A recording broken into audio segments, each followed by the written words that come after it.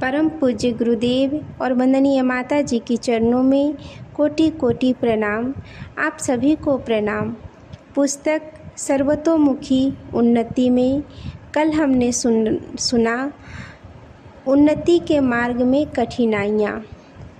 अब आगे सुनेंगे।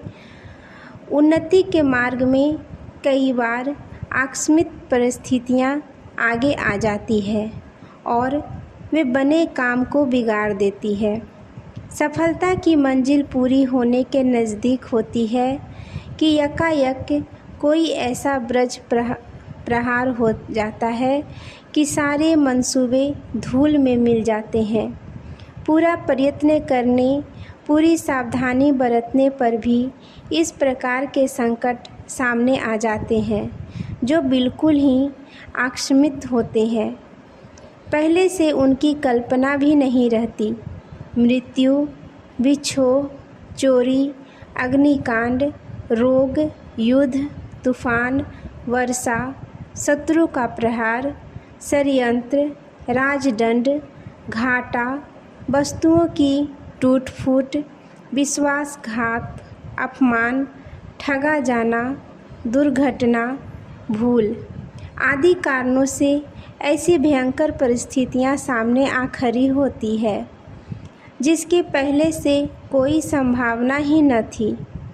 ऐसी विषम स्थिति में होकर गुजरने का जिन्हें साहस, अनुभव या अभ्यास नहीं होता, वे यकायक घबरा जाते हैं कि कर्तव्य विमूढ़ हो जाते हैं। उन्हें सूझ नहीं पड़ता कि क्या करें क्या ना करें। यह स्थिति मनुष्य जैसे विवेकशील प्राणी के गौरव को गिराने वाली है। विपरीत परिस्थितियाँ मंसूबे को धूल में मिला देने की क्षमता रखती है। यह ठीक है, पर यह भी ठीक है कि सदा ही हर बार किन्हीं प्रयत्नों को कोई भी प्रकृति का प्रकोप नहीं रोक सकता। हरी घास को ग्रीष्म की चिलचिलाती धूप जला डालती है।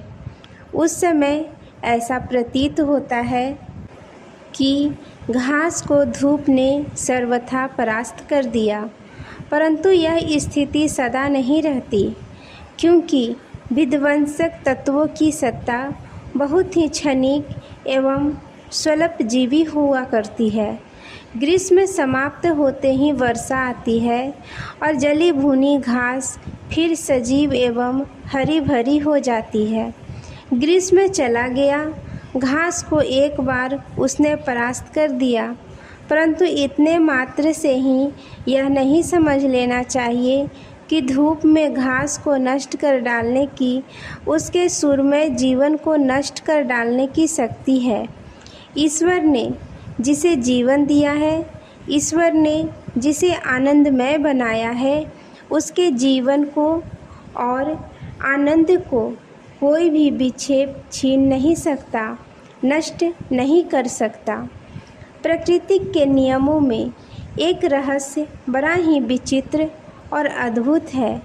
वह यह है कि हर एक विपत्ति के बाद उसकी विरोधी सुविधा प्राप्त होती है। जब मनुष्य बीमारी से उठता है तो बड़े जोरों की भूख लगती है।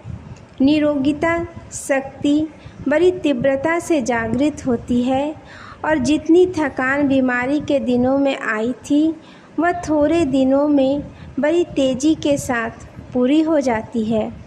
ग्रीष्म की जलन को चुनौती देती हुई वर्षा की मेघ मलाएँ आती है और धरती को शीतल, शांतिमय हरियाली से ढक देती है। हाथ पैरों को अकड़ा देने वाली ठंड जब उग्र रूप से अपना जौहर दिखा चुकी होती है, तो उसकी प्रतिक्रिया से एक ऐसा मौसम आता है जिसके द्वारा शीत सर्वथा नष्ट हो जाता है। रात्रि के बाद दिन का आना सुनिश्चित है। अंधकार के बाद प्रकाश का दर्शन भी अवश्य ही होता है। मृत्यु के बाद जन्म भी होता ही है। रोग, घाटा, शोक आदि की विपत्तियाँ चिरस्थायी है। वे आंधी की तरह आती है और तूफान की तरह चली जाती है। उसके चले जाने के पश्चात एक दैवी प्रक्रिया होती है जिसके द्वारा हम उस क्षति की पूर्ति के लिए कोई ऐसा विचित्र मार्ग निकाल आता है जिससे बड़ी तेज़ी से उस क्षति की किसी न किसी प्रकार पूर्ति हो जाती है जो आपत्ति के कारण हुई है। आकस्मिक विपत्ति का सिर पर आ जाना मनुष्य के लिए सचमुच बड़ा दुखदाई है। इससे उसकी बड़ी हानि होती है, किंतु उस विपत्ति की हानि से अनेकों गुनी हानि करने वाला एक और कारण है, वह है विपत्ति की घबराहट। विपत्ति कहीं जाने वाली मूल घटना, चाहे वह कैसी ही बड़ी क्यों न हो, किसी का अत्यधिक अनिष्ट नहीं कर सकता। वह अधिक समय ठहरती भी नहीं, अपना एक प्रहार करके चली जाती है। परंतु विपत्ति की घबराहट ऐसा दुष्टा पिशाचनी है कि वह जिसके पीछे पड़ती है उसके गले से खून की प्यासी जोक की तरह चिपक जाती है और जब तक उस मनुष्य को पूर्णतया निस्सत्व नहीं कर देती तब तक उसका पीछा नहीं छोड़ती। विपत्ति के पश्चात आने वाले अनेकानेक जंजाल इस घबराहट के कारण ही आते हैं। शारीरिक, मानसिक और सामाजिक सुस्थिति का सत्यानाश करके वह मनुष्य की जीवनी शक्ति को चूस जाती है। आकस्मिक विपत्तियों से मनुष्य नहीं बच सकता। राम, कृष्ण,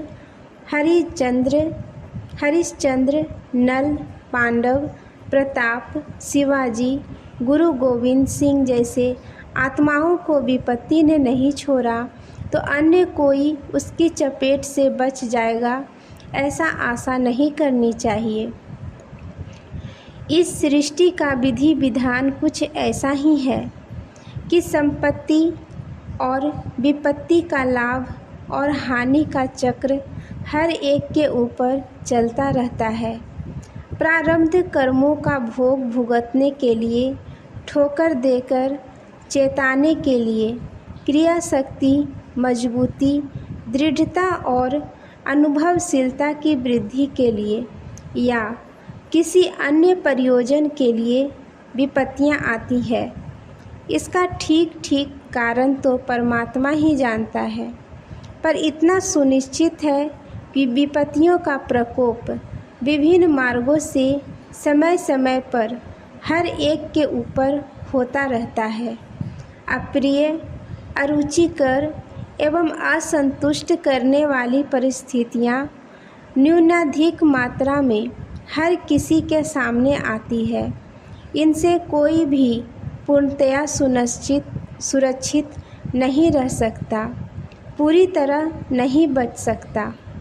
परंतु यह बात अवश्य है कि यदि हम चाहें तो उन विपत्तियों के पीछे आने वाले बड़े भयंकर और सत्यानाशी आपत्ति जंजालों से आसानी से के साथ बचे रह सकते हैं और आसानी से उस आकस्मिक विपत्ति की थोड़े ही समय में क्षतिपूर्ति कर सकते हैं।